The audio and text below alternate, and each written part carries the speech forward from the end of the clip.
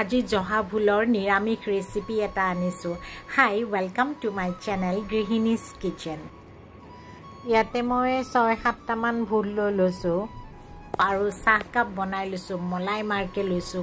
kenekwa lagise kokson khabo mon gise no dekhi pelai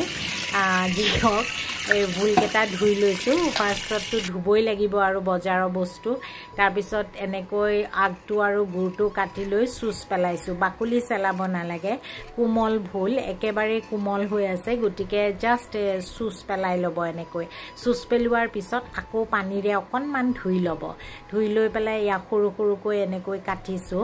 এনেকৈ কাটি লব আৰু ভুল খুব সোনকালে সিজি যায় গটিকে এনেকৈ সকলোৱে ধুনিয়াকে কাটি লব কাটি লৈ পেলে ভুলখিনি ভাজিলে হল আৰু একেবাৰে নিৰামিষ ভাবে ভাজিম কেৱল নিমখ আৰু হালধিহে দিম আৰু একো নিদিও এতিয়া মিঠাতেল দিছো মিঠাতেলত জিৰা অকটামান ফুটাই দিছো দি ভুলখিনি বহাই দিছো আমিটো এনেও প্ৰত্যেকটা ৰেচিপিতে ধৰক আদা নহৰু পিয়াজ এবোৰ দিয়াই যায় কিন্তু সপ্তাহত এদিন আমি নিৰামিষ খাওঁ আৰু সেই দিনাখন মইটো আদাও নিদিও আদা নহৰু পিয়াজ একোৱে নিদিও আৰু সেই কাৰণে আজি নিৰামিষ ভুল ভাজিৰ ৰেচিপিটোৱে লৈ আহিছো ভুলখিনি এনেকৈ অকনমান ভাজি হোৱাৰ পিছত জলকীয়া জুনে যেনেকৈ জ্বলা খায় সেই অনুপাতে জলকীয়া দিব আৰু তেজপাত দুটা মই তেলত ভাজিও দিব পাৰে মই কিন্তু এনেকৈ দি দিছো আৰু তেজপাত খোৱাটো খুব ভাল আপোনালোকে প্ৰত্যেক হাজত প্ৰত্যেকটা ডিশতে তেজপাত দিয়াটো খুব ভাল আৰু তেজপাতৰ যে ৰঙা চাহটো কৰি পেলাই খাওঁ আমি তেজপাত দিয়া চাহটো সেইটোটো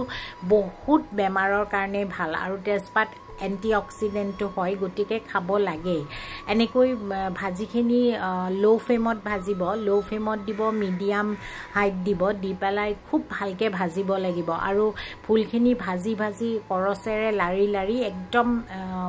মিহি কৰি পেলাব এখিনি ৰেডি হৈ গল এতিয়া ভাত বইল ডালি লৈছো আৰু এয়া ভুল ভাজি কন লৈছো আৰু কাখত এটু লৈছো তিতা কেৰেলা মানে সম্পূৰ্ণ নিৰামিষ আৰু এনেকৈ কেতিয়াবা একদম সিম্পল ভাবে খাবজন খুব ভাল লাগে খাবলৈ আৰু তিতা কেৰেলাটো মই ডালিতে বইল কৰি লৈছো বহুতে ভাবে ডালিত বইল কৰিলে ডালিখিনি তিতা হৈ যাব নেকি নাই নহয় তিতা কেৰেলা ভালকৈ ধুব ধুই পেলাই আগগুৰটো কাটি দিব নালাগে নকটাকৈ তেনেকৈ বইল হ'বলৈ দিব ডালিখিনি তিতা নালাগে আৰু ভিডিওটো চাই যদি ভাল লাগিল তেতিয়াহলে ভিডিওটো লাইক কৰিব শেয়াৰ কৰিব আৰু চেনেলটো মানে গ্ৰিহিনিজ কিচেন মোৰ এই চেনেলটো সাবস্ক্ৰাইব কৰি দিব ধন্যবাদ